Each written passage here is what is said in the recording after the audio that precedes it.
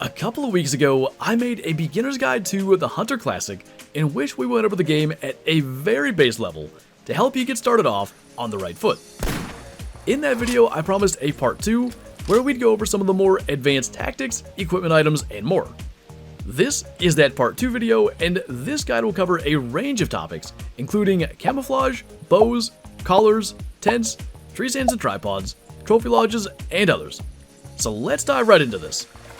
It is my personal opinion that learning to effectively bow hunt in the Hunter Classic is the most important thing to catapult you from beginner to pro. So there's a lot that goes into this. We're going to talk about bow hunting, but first, we got to talk about a couple of other things. And we're going to be starting with camouflage, because I can do that here at the lodge. There are a ton of different options for camouflage in the Hunter Classic, and frankly, they really only give small benefits, and you can see the different benefits in the store. There are reductions in visual, scent, and sound for animals, but even the legendary effects of the ghillie suit only make a small difference of a few meters as to when an animal spooks as it approaches. Frankly, being still is far more important than the camo that you're wearing. Now, even though camouflage is largely an aesthetic choice for the Hunter Classic, it does help a little bit, and frankly, being dressed like this maybe wouldn't make you feel like you're in for the best hunt. So if you are interested in buying camo, there is a whole lot more to learn. Firstly, camo only works in the right environment, at least for the most part. There's a couple of exceptions to that. So for instance, what we're wearing here is the summer forest camo. It's only going to work on maps that are set in the summertime, and of course in the forest. You can check and see if your camouflage is active and working with the Hunter Mate. So you'll press G, bring your mouse up and click on the camo view, and as we can see right now, everything from our hat down to our boots and even the backpack, which we're not wearing a backpack, is grayed out. If we move over here into the forest, and we'll move well into the forest to make sure that we're into that forest environment, when we bring up our camo view again, now you see everything from our hat down to our boots is bright green. That means the camouflage is taking effect, and the visual reduction that this summer forest camo has on any animal on this map is going to be in effect. Now we switch to what's called summer field camouflage, and as we're standing out here in the open, when we check the camo view, you can see it is bright green. Different parts of the map are going to require a different camouflage, and that can depend on the species you're hunting as to what camo you want to wear. If we run into the forest here just to show it, now this summer field camo is not going to be active. So there's a lot to it just in terms of what camo to wear in what area, let alone what camo to wear on what map. That's where we get into species-specific camo. And if this all sounds complicated, keep in mind camouflage does not have that big of an effect. But this is the Boone and Crockett camo. It specifically works on deer species, and it gives you visual, scent, and sound reduction for all members of the deer family. Things like this can be really important, and they work on any map that has deer. And there's some other ones, including a English tweed outfit, I believe, that has camo reduction on deer and rabbit species. One particular set of camo, which does cost more than anything else, has visual, scent, and sound reduction on all species in the entire game, and that, for whatever reason, is the Outback outfit. Again, it costs a little more, but if you do want to buy something other than the starting clothing that will work for literally every animal in the game, the Outback outfit will give you probably the best bang for your buck. So in conclusion, there are some effects that you can gain from wearing camouflage in the Hunter Classic, but I would consider it as much an aesthetic choice as anything. And rest assured, I have killed plenty of trophies in the Hunter Classic dressed like this, and you don't have to have camouflage on. I actually think clothing choice may be more important when hunting the 2 hot or 1 cold maps in the game than hunting for a particular animal in a particular environment. To super briefly explain that, if you hunt in the Arctic, you have to wear Arctic camo, or eventually you'll succumb to hypothermia. You can get blue Arctic camo, it doesn't actually have any effect, but it at least keeps you warm, for free. Also, when you hunt on the tropical or arid map, you just want to wear short sleeves, no gloves, and things like that.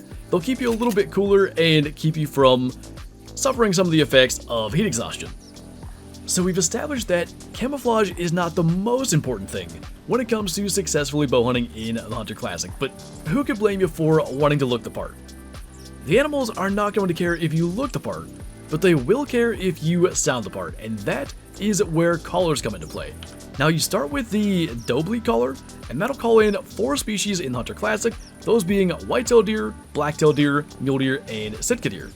Other than that, all the other animals in the game, you'll have to purchase other collars to be able to call in. In my opinion, collars are really necessary to make bow hunting worthwhile, and they can also really help with gun hunting too. If an animal calls in the trees or over a hill, it doesn't matter how far you can shoot if you can't see that animal. The collar can bring it into view, let alone act to bring it all the way into bow range to allow you to take it out silently and effectively. Now, several different collars have uses for a few species. For instance, the elk collar can call in Roosevelt and Rocky Mountain elk, the hog squeal can call in wild boar and feral hog, and the jackrabbit predator collar can call in Arctic fox, red fox, coyotes, and sometimes bobcats, lynx, and pumas. They're a little bit different. But purchasing collars like that can give you a little bit more value, but at the end of the day, work towards buying collars for species that you really want to bow hunt. If your dream is to bow hunt a moose in the Hunter Classic, buy a moose collar. You'll get the most use out of it and the most enjoyment out of it. So finally, it's time to talk about bow hunting in the Hunter Classic, and the first thing I'll introduce is the bow we're going to use today. This is the snakebite. It's the cheapest bow in the Hunter Classic, and interestingly enough, also the quietest bow. This can be purchased for 500 EM, that would be about $5, or 8,500 GM, which is not a terrible price. If you work on missions for a couple of days, you'd be able to afford the snakebite bow. And we've got a whitetail buck out here grunting, so we're going to put to use a couple of things that we talked about in the original beginner's guide, but then apply them a little bit further for bow hunting. So just how we talked about in the original beginner's guide, we're going to find a good spot to set up before we actually go ahead and call. And I cannot recommend rocks enough. I know that's going to sound weird, but we can walk right up on top of this thing, and when we go prone, now we can kind of see over some of that underbrush, and that's going to give us a much better plan of sight. So let's go ahead and hit our collar. We'll get that whitetail buck moving this way, and then we'll talk about what I think is probably the most important thing when it comes to bow hunting. It's really simple, but it'll make a huge difference. So we've spotted our whitetail buck, and he's just reaching that point where we can actually hear his footsteps. Going back to the original beginner's guide, typically around the time you can hear their footsteps, they're at about 40 meters. If you're playing with speakers, it's probably closer to 30 meters until you can actually hear it, but we know he's getting close. So as he continues to get closer, we're going to get ready to get our bow. As soon as we equip it, we'll automatically crouch up, and what we want to do is crouch up while he's walking. I know that might sound a little bit odd. You want them to stop, ideally for a shot. This guy is going to stop there. We'll make that shot front, kind of center of the chest, and that's going to drop him in his tracks. We'll talk about the realism of dropping a deer with a bow in just a moment. However, the difference in crouching up while they're walking to make your shot versus crouching up when they're already standing still is massive. If the animal's already standing still, they're way more likely to spot you and flee before you even get a shot off, versus while they're walking, if you crouch up and get to full draw, 99.9% of the time you're going to get your shot off before they flee, and that is the most important thing to remember. If a deer stops at, say, 27 meters, especially if you have a rangefinder, you can know the exact distance. You want to wait until he starts walking and getting a little bit closer to stand up and get to full draw. Otherwise, there's a decent chance he's going to see you and flee before you can get a shot off. Now, frankly, when it comes to bow hunting for does, using that same strategy of waiting until they're walking really isn't as important. Bucks are typically far more likely to spook than a doe would be. But just for practice, we're going to do the same thing again. And by the way, if this was a buck, this would probably be the way to do it. If it's standing there, and as long as it's not looking at you, you'll want to wait till it starts taking a couple steps again, crouch up, get your bow ready, and get ready to make that shot into the center of the chest. Now keep in mind, we're above this one, so we're going to shoot a little bit higher as that arrow is going to be moving downwards as it goes through the deer. So we want to make sure that we don't actually shoot too low. We shot through the neck, so that would have insta-dropped it anyway, but we still got lung, spine, and stomach in that shot. Now, one thing to talk about with the snakebite is you can't upgrade the sight. This single pin sight that we see here is the only sight you can get, but Really, as long as you use that footsteps rule, or if you buy a rangefinder, you don't need to be able to shoot farther than 20 or 30 meters with it, and it does really well at those ranges. Now, as far as dropping animals in their tracks with the bow, that's the one place where the Hunter Classic maybe isn't super realistic, but it also does incentivize bow hunting. Because you can drop animals immediately, it doesn't spook anything else around, and that can allow you to get a high number of animals in a short amount of time. And that is why I think bow hunting is the most important advanced tactic to learn. If you're trying to earn your way through the game and earn a bunch of GM, you're going to get more GM if you get more animals. And if you're firing a gunshot, everything within 300 meters spooks. If you're firing a compound bow, everything within 30 meters spooks. It's a huge difference. Now, just briefly before we get into the second half of this video and some other things that pertain to bow hunting, I want to talk about the carry capacity upgrade. It costs 500 EM, again the same price as the snakebite, about $5 or 8,500 GM, and it doubles how much weight you can carry. This gets more and more useful the longer you play and the more stuff you accumulate, but if you're going to use some of the things we're about to talk about, it can be really important to have. Also, you may have noticed some of the other upgrades on this page, such as the small weapon holster and the small equipment pouches. These can be purchased if you just can't wait to unlock them, but they will unlock at different levels of hunter score. So for instance, the small weapon holster will unlock at 3000 hunter score, the small equipment pouch 4 unlocks at 300 hunter score, and so on for pouch 5 at 900 hunter score, and pouch 6 at 1800 hunter score. Now these don't actually increase your carry capacity, they just give you the ability to use more quick keys and attach items to those keys. So for instance, when you unlock small equipment pouch 6, you'll be able to assign an item to number 9 on your keyboard. So let's talk about tents for a moment. Placing a tent on your map creates an instant spawn point for the starts of your hunts, and that can be really great for getting to your favorite location a little bit more quickly. Now, I wouldn't say that tents are necessary for a successful hunt or even a successful bow hunt. I really mention these more so if you're someone who doesn't mind spending a little bit more money on the game.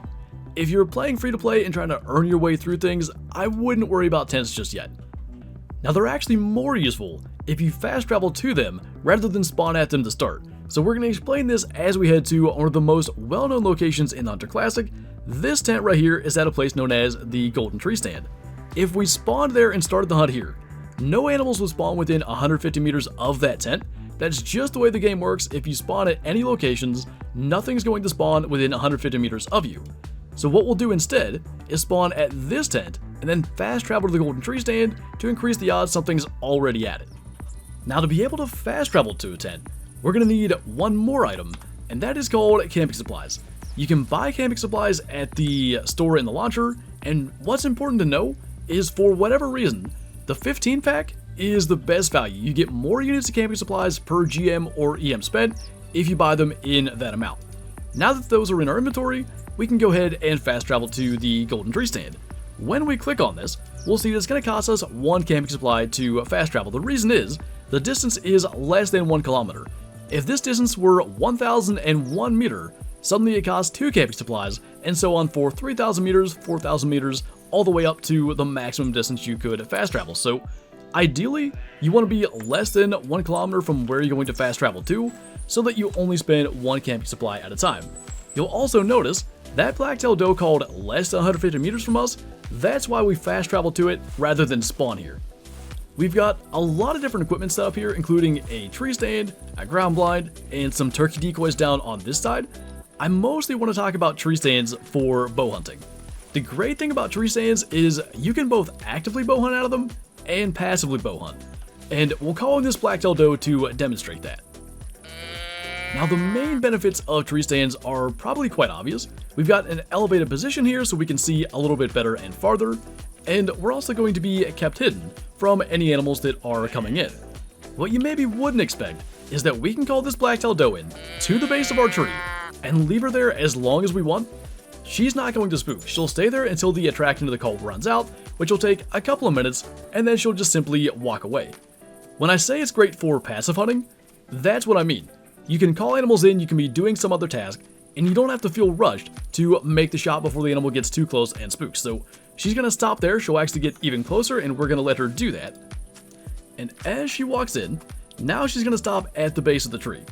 Again, we could let her sit there as long as we want. Eventually, the attraction of the call runs out, and she's going to walk away. We're not going to let her do that, but we are going to talk about where to aim if an animal is directly under you, and basically you want to go directly between the shoulder blades along the spine. The idea is, if you miss the spine, you're actually going to be aligned to hit right through the heart, and if you miss the heart, ideally you get the spine and drop it in its tracks anyway. And of course we see the benefit of using the snake bite there over a rifle, for instance. This doe had absolutely no idea that anything happened, so we're going to let her keep on coming in, and we'll either shoot her when she stops, which it looks like she's going to now, or we could have let her go directly into the stand and done that same thing again. That straight down shot is pretty reliable, but it does also require the animal to get a little bit closer. If you're calling in a herd of animals, sometimes it can be better to shoot them from farther away. You may have less animals actually hear that shot and eventually spook, because if there were 3 black-tailed does standing just under our stand, we wouldn't be able to shoot them one by one and have them not spook. If they're that close, they will hear it and take off. But that's what I love about tree stands. I can sit here and edit videos. When I was younger, I would sit here and do homework in this very same tree stand and just call in animals whenever I got a moment between, typing an essay or whatever it may be. I was able to tab back into the game, shoot whatever's there, and go back to whatever I'm doing. That's the best part about tree stands, and I do want to talk about just quickly how to set them up and where you can set them up. So first things first, we're going to need at least 5 units of capacity of space in our inventory. As you can see, we have almost 9 units, so we're good to go there. We're going to click into the large equipment section, click on one of our tree stands, go ahead and resume game, and now when we press the 0 inventory slot, that'll equip a tree stand. When it comes to placing a tree stand, basically you're going to walk around to the potential tree that you want to place it in, look up, and see if you get a white outline of where the tree stand would be. So we actually had this stand in this tree. When we get to the base of it, we're going to see the white outline of where it would be. We can go around the tree to determine exactly where it is, maybe between branches or something like that. You can't adjust height much. On some trees, if you move around a little bit, you might be able to gain like an inch or so of height, but for the most part, it chooses the height for you. If we wanted to place it on this little tree, we walk to the base of it, and we don't see any white outline. Some trees you can't place it. For the most part though, if it's a big tree, you're going to be able to get that stand in there somewhere. Now this tree has a couple of branches. When we go to place it, it's going to be way up there. I've never really understood why these types of trees need the stand to be that high, but we could place it up there. And when we go up there, what we'll see is our line of sight is maybe not going to be ideal. It's okay, but we've got this branch exactly in our way. So what I try to do, we're going to go ahead and take this back down, is pick the trees that are a little more straight and don't have all these branches down low. So like, for instance, this one, if we go to place this, it's going to be below all that stuff. If you get these trees with a straight trunk and no branches down low, typically those give you the best line of sight. So there's 2 different things you can do with the tree stand. Either you can hunt with it in your inventory, go along, wait till you get a call and set it up. Just keep in mind the spook radius of placing a tree stand is about 100 meters. Or you can place it on your map, leave it there, and even put a tent there to fast travel to so that you've got a spot to sit in when you go there. As we've seen today, we can do pretty well just hunting around without the use of a tree stand, so we'll leave this here for when we hunt this particular spot and continue to hunt from the ground when we are calling in deer, elk, or whatever else we may see. Another hunting structure that can be useful is a tripod. As you can see, we're sitting in a tripod right now, and we've got this black-tailed buck coming in. What'll be different with him than what we had with the black-tailed doe earlier is once he approaches the base of this tripod, he is going to spook. So tripods and towers, such as the one just across the field from us, are a little bit more for active hunting. You have to be at least somewhat paying attention because as the animals approach, eventually they're going to take off. So we're going to let this guy spook.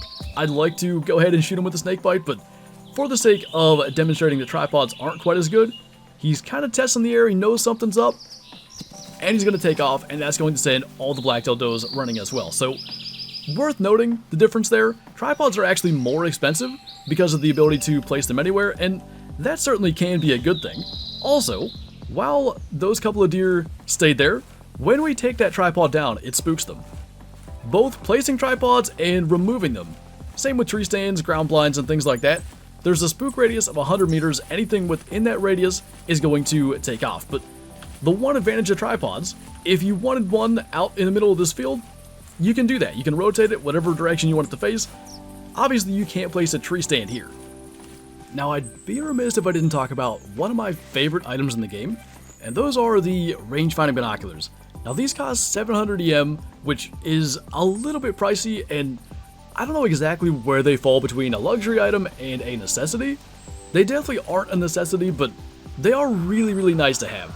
The main thing is, rather than carrying a rangefinder and a pair of binoculars, if you do feel you need a rangefinder, this covers both of those and only takes up one inventory slot, which can be really good for limited capacity. I talked about the ability to buy the carry capacity upgrade.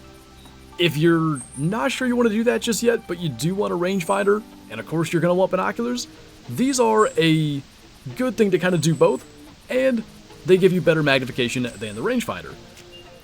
So rather than needing to listen to the footsteps and kind of guess the distance, we can just watch as he comes in. He's approaching 20, and we do want to get our bow ready before he stops. So they get the full draw, and ideally we're going to be able to see a little bit better than that. I don't know if we're going to get him to stop, so let's just go ahead. He's going to stop there. Tree in the way and all, but managed to get the shot to the right of the tree, and that's enough to take him down. So those binoculars were, I remember, way back, years and years ago when I started in Classic, I would see others using them and I always thought they would be really cool, and I waited a very long time until eventually they went on sale. The Hunter Classic does have sales in their store relatively often, generally maybe a 10 or 20% discount at most, but I have not regretted that purchase. They are really useful, especially when it comes to, hunting maybe with other bows. If you're using a bow that's got a 5-pin sight, you can shoot out to 50 or 60 meters. It's a lot more important then to have a rangefinder. But it also can be nice for gun hunting. If you're hunting for ibex in the mountains, for instance, and you're looking at one that's maybe 280 meters away, it's really important to know, is it 240 meters? Is it 280 meters? Is it 300 plus meters? That's going to matter for the bullet drop. So having a rangefinder like this with good magnification is really nice, and I couldn't talk about advanced tactics and advanced equipment items without mentioning these. Along that same vein, by the way, is a spotting scope. There's two different ones, one with 16 times magnification and one with 30 times magnification. They're really useful for, again, hunting ibex, trying to spot them in the distance, things like that, and also spotting smaller animals, maybe a rabbit or a pheasant in the grass. Having that extra magnification can really help in allowing you to get that spotting info. More of a luxury item than anything, but something you'll see me use fairly often in videos, and I felt, again, I should at least mention it, talk about the pros and cons. It's a little on the pricey side, and again, probably not something you need right away, but if you feel you're struggling to spot things, struggling to see exactly what you're looking at with the binoculars when you're trying to spot an animal 200 plus meters away, this is a solution to that. And lastly, I want to talk about trophy lodges. Trophy lodges are not going to help you do anything more effectively in Hunter Classic. They're not going to help you find more big animals or anything along those lines. What they do though, at least in my opinion, and I think for a lot of people around the community, is give you something to work towards improving, and of course there's a place to house all of your best kills. When you harvest an animal in Hunter Classic, you see on the harvest screen an option to taxidermize. You can do that for 10 EM or 2000 GM. Now, if you decide to not taxidermize an animal, and then maybe a little while later you change your mind, you can actually go into your statistics page and taxidermize it then. So for instance, maybe we want to taxidermize that blacktail buck that we just shot. To do that, we'll go into our hunt history, click on the hunt in which we shot it. We're going to scroll down to it. He was this 148 right here, and we can click on taxidermize. We then get the option to use 12 EM or 2200 GM because we've now ended this hunt. If you tab out of the game and go into your stats page while the hunt is still going on and do this, the price will be the same as if you did it in the harvest screen, 10 EM or 2000 GM.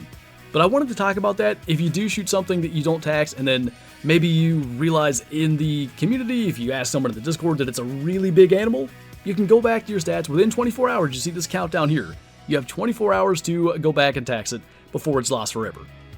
There are actually 3 different types of trophy lodges you can purchase, each can be customized in their own way, and there are several styles you can choose from, which can kind of make it fit your own personal preference. But at the end of the day, the cool thing about the trophy lodges is that ability to place your favorite kills in them and come back and visit them anytime you want to relive that moment.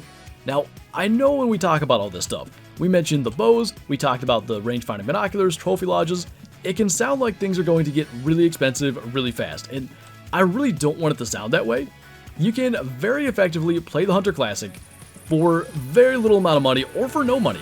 It is well documented around the community. It is possible to play the game entirely free to play, earn your way through all the different weapons and the things you want to purchase, and do that perfectly well. If you want to, spend a little money, maybe buy that bow, buy those binoculars, buy the certain colors you want to speed things up. There's nothing wrong with that either. You can play however you want to.